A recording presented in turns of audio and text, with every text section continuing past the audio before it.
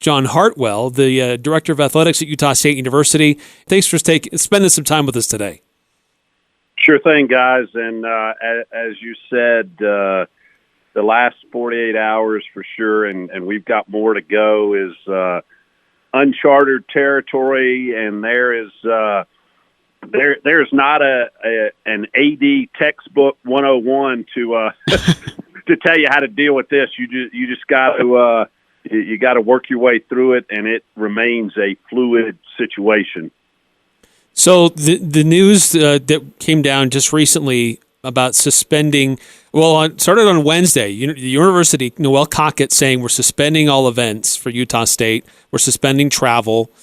So that started to affect a few things. There were immediate questions about travel related to the Utah State men's basketball team, whether or not that would happen. And then the Mountain West says all spring sporting events are suspended. And then the NCAA tournament gets canceled. What kind of a whirlwind has it been like for you and your office these last 48 hours? All right, so I'll clarify a little bit of that and try to let you guys step into my shoes and walk through the last 48 hours a little bit. So yeah, we originally, I guess it was around noon on Wednesday, got the information from the university that was kind of a blanket statement. But there was a drill down in there that carved out athletics, which at that time, we still anticipated we knew it was not going to be business as usual, but we didn't think that, competitions would be canceled, so things like that. And the interesting component of this, I actually got it when I had just checked in a hotel in Salt Lake City. So we, amongst all of this fray that's happened in the last 48 hours, we conducted one interview Wednesday afternoon and two interviews yesterday for our vacant women's basketball coaching position. So I was actually in Salt Lake City. We got that clarified about athletics, and then we did our interview. Amy Crosby and Jerry Bovey, two of my senior staff members, were with me doing those interviews. And so we end up going to dinner on Wednesday night in Salt Lake and literally watching the TV. The news broke about Rudy Gobert, Tom Hanks, and, I really think at that point, Corona went from being a faceless, nameless virus that was a significant threat. But I think once people were able to identify people that it was affecting, that it took a whole different turn. And probably, again, hindsight's 20/20, probably for the best, because I think there were some people who were not taking it probably as serious as they needed to, that was a wake-up call. So, and I'll say, frankly, at that time when the NBA said, hey, we're suspending play, and Jerry and I were sitting there and say, hey, this may impact, we may not have an NCAA tournament. So fast forward to yesterday morning, Wednesday night late, I got a phone call from President Cockett. She said, hey, John, I need you to represent me on a 9 a.m. conference call for the Mountain West CEOs, the presidents and chancellors in the Mountain West, because and this is her talking, I've got to be in Salt Lake with the governor for a press conference announcing what we're doing with higher education. So as she is sitting or getting ready for that press conference, I'm on a call with the Mountain West presidents. There were, 9 presidents, and there were 2 other athletic directors sitting in for their president, just as I was. And the decision is made to suspend spring sport competition. But at that time, we had carved out if you've already qualified for NCAA tournament activity, you could still play, which affected Boise women's basketball, obviously us and San Diego State on the men's side. And then we also had some athletes who had qualified to participate in the NCAA track and field championships, which were supposed to be held starting today in Albuquerque. So carved that out and said, hey, those still can participate. And obviously this was before any NCAA directive came out. So that was passed unanimously. And then you have the NCAA come out yesterday and say, hey, we're pulling the plug on all winter and spring championships. Then the Mountain West came back.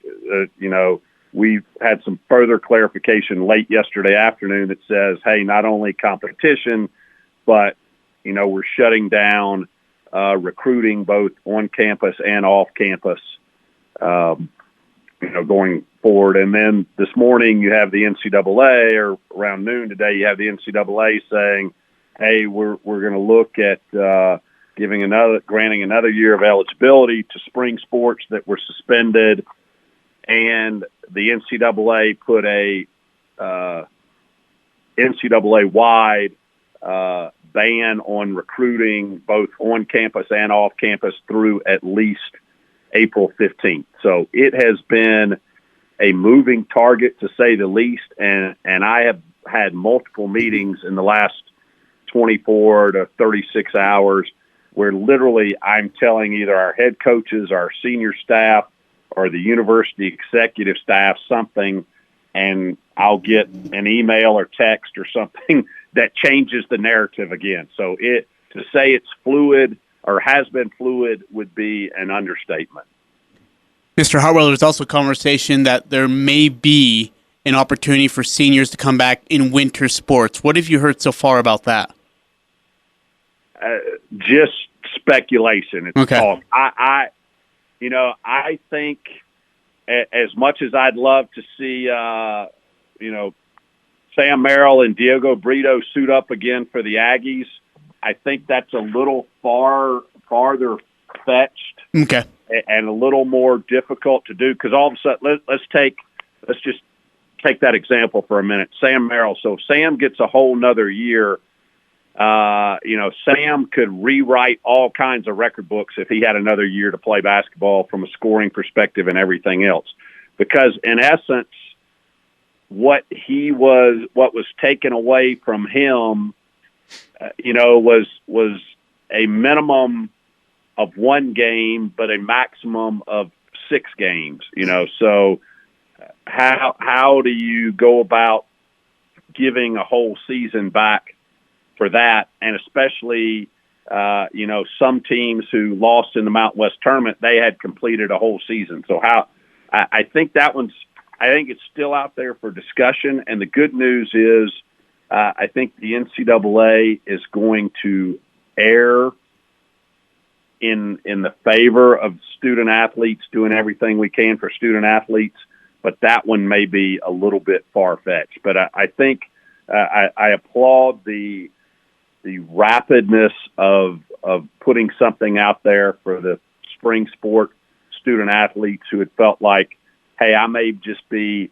a month into my season and, the plug was pulled on it. We're talking to John Hartwell. He's the director of athletics for Utah State University. And with these spring sport athletes, as you talk about, Utah State does have several of them, softball notably. But there have been some championships that won't happen, like for gymnastics. USU Gymnastics has had an incredible season. But with looking at softball and some of the other spring athletes, there's got to be some consideration for like financial aid that happens and room and board and how scholarship limits. I mean, this is just all kind of blue sky here. We're trying to figure out. Yeah, it is. And I think for sure you'll see a lifting of the restriction on the scholarship limits and just at first blush. And there's a lot of details to work out with this, but they will probably waive for 1 year your limitation on the number of scholarships. So in other words, if our seniors, are given the opportunity to come back, which it looks like they would have that opportunity, obviously you've already signed next year's signing class to grant and aids. So you would have over rewarded, in terms of scholarship, but I'm sure the NCAA will put in a waiver for that and a waiver for your squad size too. Because if you had, 5 graduating seniors, you sign 5 new players. In theory, you're going to have, 5 more people on the roster than you do this year. So I think those things are things that will be a little quirky for a year, but that's certainly manageable. There's also some talk that there's some push to have the NCAA release a bracket for men's basketball and women's basketball. First, your reaction, why is that significant? And 2, how does that affect coaching salaries and bonuses? I don't think it really does, because none of the games are going to get played. So I don't think it. And I know Craig does not have this in his contract in terms of incentives, but I have never seen a coaching contract that says, hey, if you get a number 1 seed, in the NCAA tournament, you get a $50,000 bonus or whatever it may be. So and here's the other component of that. And Craig Thompson, our Mountain West commissioner, sits on the NCAA basketball selection committee. They still had a long way to go in the process because of so many games not yet played in conference tournaments. They were early in the seeding process when the plug was pulled yesterday. I would venture to say they had not even gone through a first full blush of that seeding. And once that was done yesterday, obviously that committee is made up of a lot of athletic directors and other executives in collegiate athletics. They had bigger fish to fry than to try to finish speculation on a bracket there. So I don't think you will see that happen. But just to be clear, if in his contract, if he reaches the NCAA tournament, there is a bonus, but there's not a structure that gives him greater or lower depending on the seed. Is that correct? Yeah, that is correct. Okay. Just want to make sure. I do got to ask you, I don't know if this is the right time to ask you about this either, but the 3 nights in Vegas, one of the most historic 3-night run in Aggie men's basketball history. You were there personally to watch that. What was it like to see Coach Smith take this team and lead them through some major adversity night after night after night and come away as Mountain West Conference champs? That's a great point, Ajay, and I was talking on an interview earlier today about that. Probably one of the most satisfying things, and that 3-night period was the culmination of it, was, this team was different than last year's team because this team went into the season with so much hype and so much preseason, belief that we were just going to run through the Mountain West Conference regular season and postseason.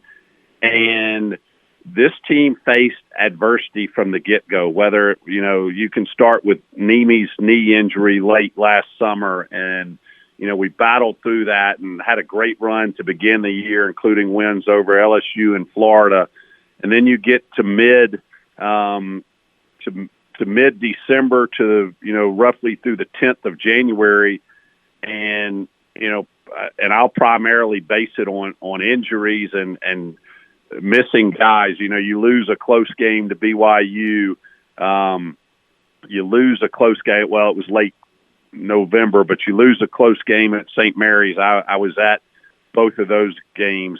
And then you get to January and you literally stumble out of the blocks, an ugly loss, a blowout loss at UNLV, totally unexpected, although they had a pretty good year. And then the loss at Air Force. Craig does a great job of regrouping the guys, and it looks like we're cruising along.